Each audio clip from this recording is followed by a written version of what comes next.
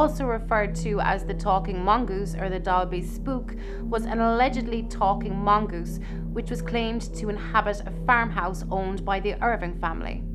The Irvings' farm was located at Cashen's Gap near the hamlet of Dalby and the Isle of Man. The story was given extensive coverage by tabloid press in Britain in the early 1930s. The Irvings' claim gained attention from parapsychologists and ghost hunters such as Harry Price, Hereward Carrington, and Nandor Fodor. Some investigators of the era, as well as contemporary critics, have concluded that the phenomenon was a hoax that the Irving family perpetuated by using ventriloquism.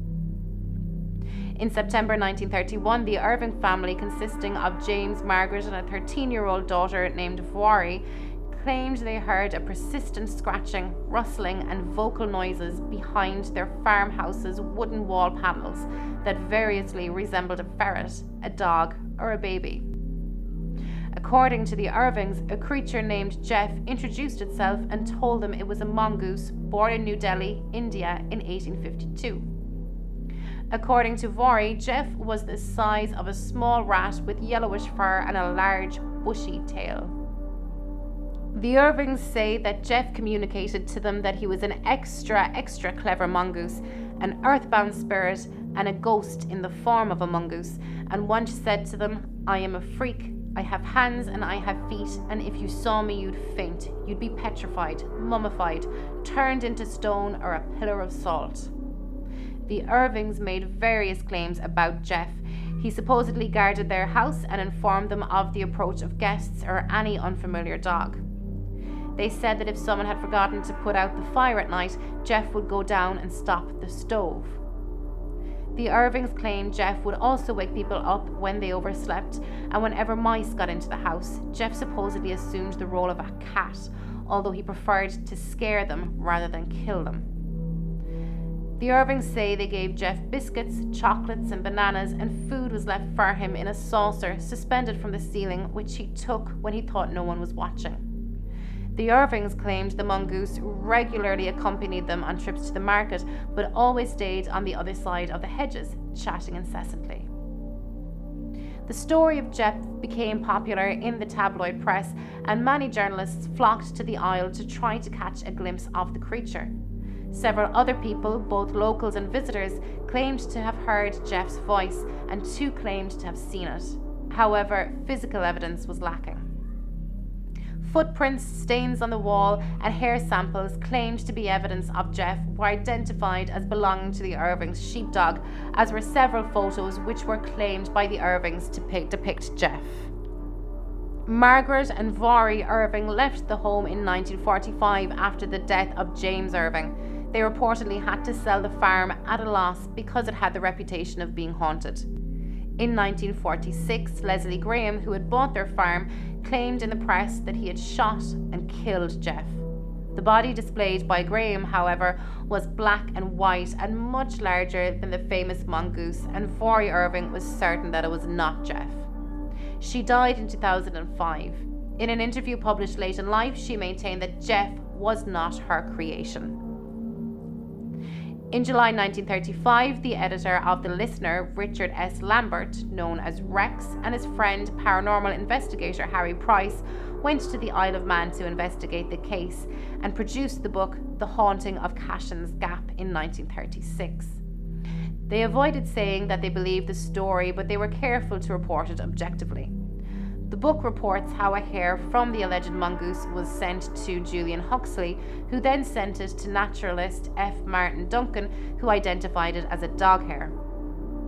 Price suspected the hair belonged to the Irving's sheepdog Mona.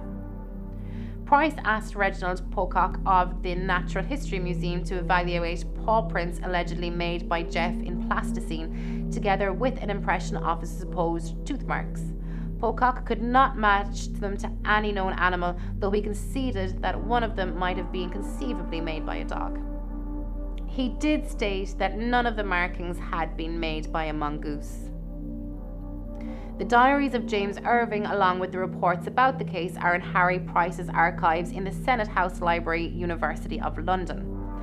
Upon visiting the Irvings, Price observed double walls of wooden panelling covering the interior rooms of the old stone farmhouse, which featured considerable interior airspace between stone, as well as walls, also made of wood, that made the whole house one great speaking tube, with walls like soundboards.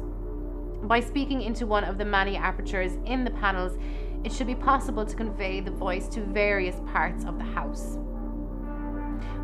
According to Richard Wiseman, Price and Lambert were less than enthusiastic about the case, concluding that the only most credulous of individuals would be impressed with the evidence for Geoff. Nandor Fodor, research officer for the International Institute for Psychical Research, stayed at the Irvings' house for a week without seeing or hearing Geoff. Fodor disbelieved any deliberate deception had occurred and moulded a complex psychological theory to explain Geoff based on a split-off part of Jim Irving's personality. Though some psychic investigators thought that Geoff was a poltergeist or another type of ghost, skeptics, including residents of the Isle of Man, believed the Irving family had colluded to perpetuate a hoax that was originated by daughter Voirrey. An Isle of Man Examiner reporter wrote that when he caught the girl making noises, her father tried to convince him the sound came from somewhere else. According to Joan Nichol, researchers have suspected Voirrey used ventriloquism and other tricks, the effects of which were hyped by family members, reporters in search of a story, and credulous paranormalists.